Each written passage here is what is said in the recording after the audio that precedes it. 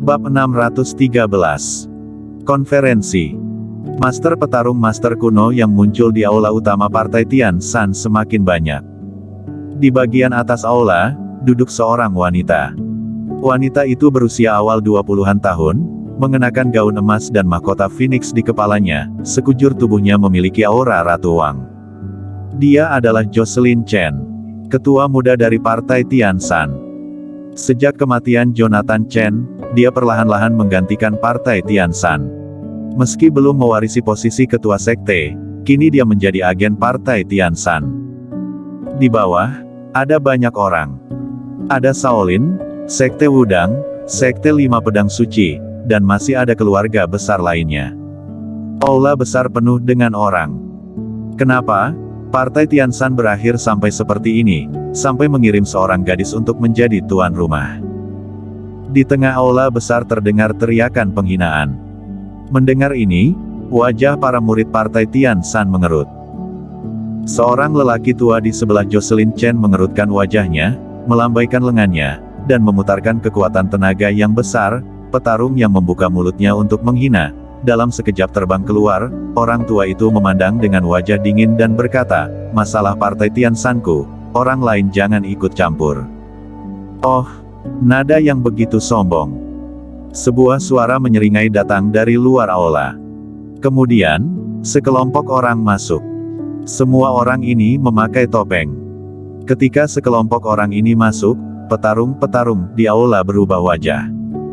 Ketika sekelompok orang ini masuk, wajah para petarung di aula berubah. Meskipun mereka tidak dapat melihat wajah mereka, semua orang tahu bahwa ini adalah orang-orang dari Sekte Gu, dan mereka adalah orang-orang yang selamat dari pertempuran Sekte Gu 100 tahun yang lalu. Orang yang begitu tertutupnya. Dalam posisi di atas, Diki Xiaoyao melirik orang-orang yang berjalan masuk dan berkata dengan lemah, "Ternyata telah kemari, mari tunjukkan wajah, aku ingin melihatnya, sebenarnya kalian orang yang seperti apa." Pada saat ini, Kingston Jiang mengikuti Ronnie Ou yang masuk. Begitu dia masuk, dia langsung menjadi pusat perhatian. "Kingston Jiang, serahkan nyawamu." Saat ini, ada petarung yang murka. Banyak petarung berdiri dan menghunus pedang mereka. Dan tempat di mana keluarga Jiu berada, seorang lelaki tua juga berdiri dengan tenang, dan berkata dengan ringan, "Kingston Jiang, dengan kematian Marco Jiang, dendam keluarga Jiang dan 3 keluarga lainnya berada padamu. Serahkan peta harta karun yang dijaga oleh 3 keluarga, beritahu rahasia peta tempat tinggal Hua Yuesan, dan bisa membiarkanmu hidup-hidup." Yang berbicara itu adalah leluhur Pangeran Jiu dari keluarga Jiu. Kekuatan kepala klan Hudson Jiu telah dihapuskan dan tidak dapat menghadiri konferensi Partai Tian Shan, dan keluarga Jiu juga tidak melihat ada orang yang kuat lagi, jadi dia secara pribadi memimpin petarung keluarga Jiu datang ke Partai Tian Shan.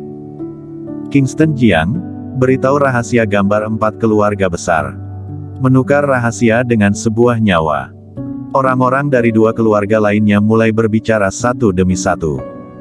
Kingston Jiang yang saat ini terlalu kuat, begitu kuat sehingga bahkan ketua sekte, kepala Partai Tian Shan dibunuh olehnya. Dari sudut pandang 3 keluarga, Kingston Jiang telah berlatih keterampilan seni bela diri yang tercatat dalam gambar 4 keluarga besar, hanya dengan ini yang bisa membuatnya menjadi begitu kuat dalam waktu singkat. Ketika Kingston Jiang muncul, langsung menyebabkan kemarahan publik. Semuanya. Jocelyn Chen berdiri, melihat ke banyak petarung di aula, dan berkata, "Alasan konferensi Partai Tian Shan diadakan adalah karena adanya kontradiksi antara 4 keluarga kuno. Tujuan utama diadakannya konferensi ini adalah untuk menyelesaikan kontradiksi antara 4 keluarga kuno. Ditambah lagi dunia seni bela diri kuno telah tidak memiliki pemimpin selama 100 tahun, dan mumpung sekarang para pahlawan dari seluruh dunia berkumpul, mari memilih pemimpin baru dunia seni bela diri kuno untuk menuju kejayaan. Menurut aturan sebelumnya, kontes akan menentukan menang dan kalah. Pemenangnya adalah pemimpin baru, semuanya, silakan pindah ke tempat arena." Meskipun Jocelyn Chen adalah wanita, namun sekarang dia penuh dengan wibawa. Menghadapi petarung ini, sama sekali tidak merasa malu. Dia memimpin untuk turun dari tempat pertama dan berjalan keluar pintu. Petarung di aula utama mengikuti. Setelah sampai di puncak belakang gunung partai Tian Shan, di sini ada sebuah arena. Diameter arena adalah ribuan meter. Puluhan ribu petarung muncul di sini, mengelilingi arena. Jocelyn Chen melangkah ke atas arena, melihat petarung di sekelilingnya, dan berkata dengan keras, dendam antara berbagai sekte dan keluarga Jiang, aku sarankan untuk tahan dulu, dan tunggu untuk kelahiran pemimpin baru, di bawah kesaksian pemimpin baru menyelesaikan kontradiksi ini, bagaimana menurut kalian semua? Baiklah. Tidak masalah. Karena ini adalah partai Tian Shan, maka dalam maksud partai Tian Shan, pertama-tama pilih pemimpinnya, lalu mengakhiri kebencian. Banyak orang angkat bicara satu demi satu. Baiklah. Jocelyn Chen mengangguk dan berkata, pertempuran untuk menentukan pemimpin bukanlah kontes hidup dan mati, ditegaskan lagi, begitu satu pihak mengaku kalah, tidak boleh membunuhnya, menurut aturan sebelumnya, siapapun bisa naik ke atas arena, selama bisa membuat semua orang merasa puas, itulah pemimpinnya. Setelah berbicara, dia berbalik dan pergi dan berjalan keluar dari arena. Ada puluhan ribu orang yang hadir. Tetapi tidak ada yang berbicara, dan suasana di tempat kejadian menjadi sangat tenang. Tidak ada yang naik ke atas panggung terlebih dulu. Haha, tidak ada orang, jika tidak ada, maka aku akan naik dulu. Sebuah suara terdengar. Segera setelah itu, seorang pria parubaya melompat dan muncul di atas panggung. Kaki bersentuhan dengan tanah. Bang! Seluruh arena bergetar. Beberapa petarung di sekitar dengan basis budidaya yang lemah terombang-ambing oleh goncangan tersebut. Ini Diki Xiaoyao dari keluarga Xiaoyao. Kekuatannya ada di 6 alam. Dia tahu kekuatannya sendiri tidak bisa memenangkan posisi pemimpin. Tetapi masih ada seorang lelaki tua dalam keluarga, dia hanya datang untuk memimpin pertempuran. Dia muncul di panggung, mengamati petarung di sekelilingnya, mengepalkan tinjunya di tangannya, dan berkata dengan keras, Gunung Siling dari wilayah barat, Diki Xiaoyao dari keluarga Xiaoyao, salam para senior.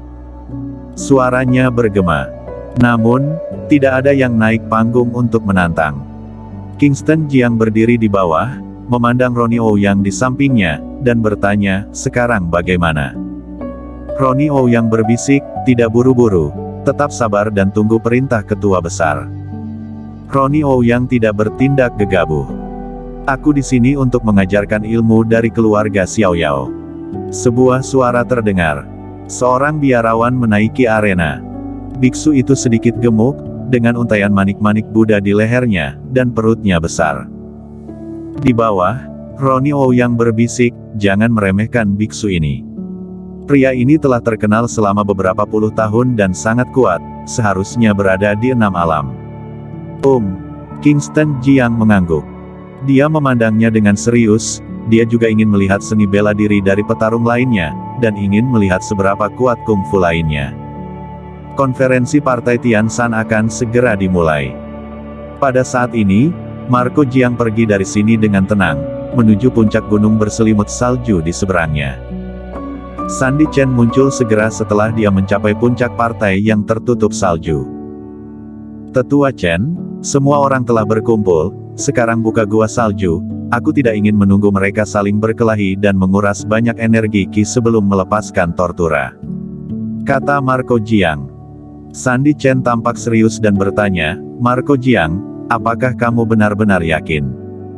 Omong kosong. Marco Jiang berkata, telah sampai pada titik ini, mengapa, apakah kamu ingin menyesalinya? Sandy Chen menarik napas dalam-dalam dan berkata, karena kamu bersikeras melakukan ini, maka aku akan menemanimu gila kali ini, tetapi kamu sendiri yang menanggung konsekuensinya. Jangan khawatir, tidak akan ada kecelakaan. Kata Marco Jiang bersumpah. Baiklah, ikuti aku. Sandy Chen berbalik dan pergi. Marco Jiang mengikuti dari belakang. Di bawah puncak gunung salju ada tebing. Sandy Chen melompat dari tebing dan muncul di depan sebuah gua alam, berjalan masuk, jalan tidak lama tidak ada jalan lagi, ada dinding batu di depannya. Sandy Chen menunjuk ke dinding batu dan berkata, ini adalah pintu masuk ke gua salju, ribuan tahun yang lalu, Raja Lanling menemukan pengrajin terbaik di dunia untuk membuat gerbang ini. Ada mekanisme di gerbang ini, jika kamu tidak tahu cara membukanya, tidak peduli seberapa tinggi seni bela diri kamu tidak akan bisa menghancurkan pintu ini. Dengan kegembiraan di wajahnya, Marco Jiang berkata, ngapain kamu masih bengong saja, bukalah. Bersambung.